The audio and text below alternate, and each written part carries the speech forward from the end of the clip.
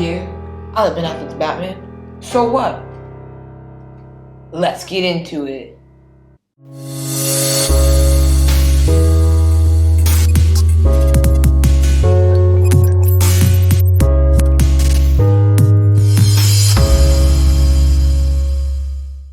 Yo, what is up guys, Dev Warrior here, welcome back to another video. Today I'm going to be explaining why I don't hate Ben Affleck's Batman, and I'm pretty much going to defend him.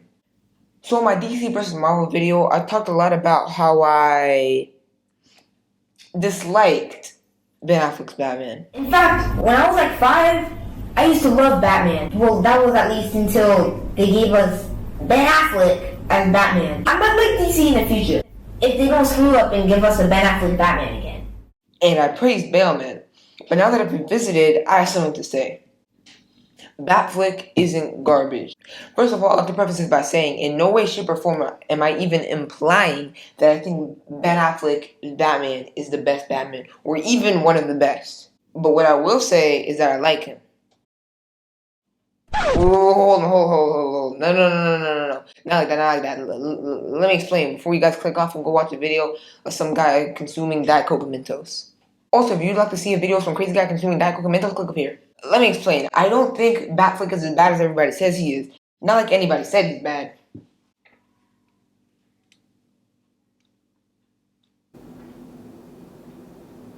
Yo, Ben Affleck Batman sucks. Are you saying you like him? Like is a strong word. Like, the one thing you should do this video, as well as subscribing. But I definitely don't hate Batfleck. What? You spent 90% of a whole 2-part series roasting the crap out of Batfleck. Yeah, well, after revisiting the DCU movies and watching the Dark Knight trilogy, I've changed my mind. Especially after the Snyder Cut. You telling me that after watching the Dark Knight trilogy, you still don't understand that Batfleck is garbage? What? Why?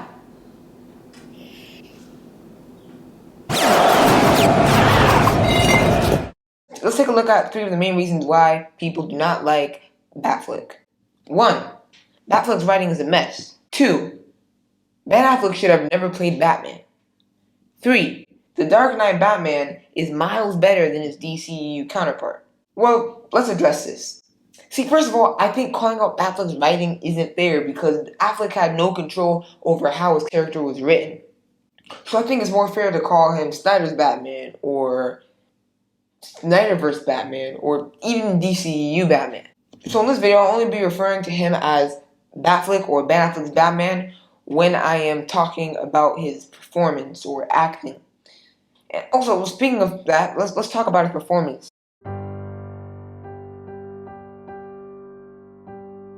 To be honest, I actually thought it was pretty good.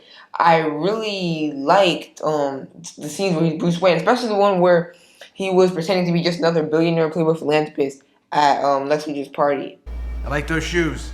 Also, his Batman voice was just awesome. It was incredible. Sorry, Baleman, but yo, Ben Affleck's voice as Batman was miles better. What the are you? I'm Batman. Tell me.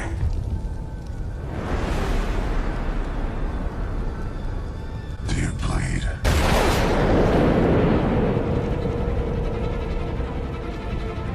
You will. I think they did some digital stuff with that, but yo, it was just better overall. In my opinion, it sounded more menacing rather than cringy. I felt like the Dark Knight Batman's voice sounded cringy at times, but the BVS and Justice League Batman voice sounded so menacing, and it just sounded really cool. And yeah, he's old, but that's pretty much the point. Which brings me to my next point. Okay, I said point too many times, but whatever. But that brings me to my next point, the comparisons. People always compare Nolan's Batman with Snyder's Batman. But I don't think it's fair to compare the two. These movies depict Batman at different stages in his life. The Dark Knight trilogy is about Batman becoming Batman. He keeps trying to stop being Batman, but he just has to learn to accept it in the end. The DCU Batman is about a Batman that's been the Bat for 20 years. Been there, done that. but most importantly, a deconstructed Batman. After losing Robin, he snapped, and he's a bat that kills, but not a Batman. Because the one thing that makes Batman Batman is that he does not kill. Now you might say, well, they're both Batman. Well, see, no, not really. People who don't know the character of Batman would say that anybody wearing a bat costume could be considered Batman. But no, people who know who Batman is, they know that the one thing that makes Batman Batman, the reason he's such a compelling character, the reason why he has to deal with villains like the Joker time and time again, and the one thing separating him from being a villain himself, Batman does not kill. Just so Spidey fans know that the one thing that makes Spider-Man Spider-Man is that with great power comes great responsibility, Bat fans know that the one thing that makes Batman Batman is that he does not kill.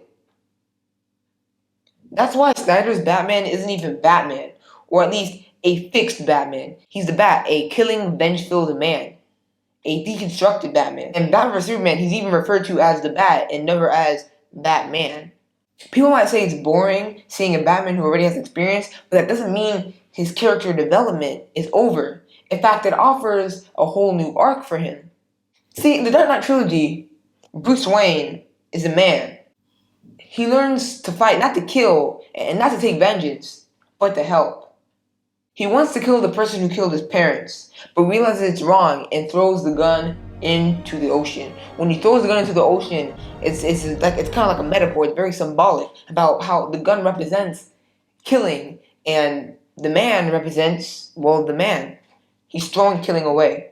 When he's training with Ra's al Ghul, he refuses to kill, risking his life for the life of others. He leaves training and fights crime on the streets. This turns him into Batman. No matter how many times he tries to go back to being the man, the Bat follows him. He's Gotham's beacon of hope. He's the hero they deserve. He's Batman. In the DCEU, there's no Batman, only the Bat.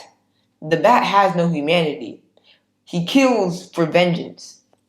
Everybody in Gotham fears him, even the good people. Bruce now hides behind the Bat for comfort. It's all he has, but the man keeps following him. And when he's about to kill Superman, Superman says, "Martha," and it all comes back to him. The night in the alley, the night his parents died, and his dad reached for his dead mom calling Martha. He remembers why he became Batman. So nobody has to feel the pain that he went through that night. He puts his fear down. He's done. He's done killing. Even in Zack Snyder's Justice League, the Joker acknowledges this, and when Batman says he'll kill the Joker says no. No, he won't.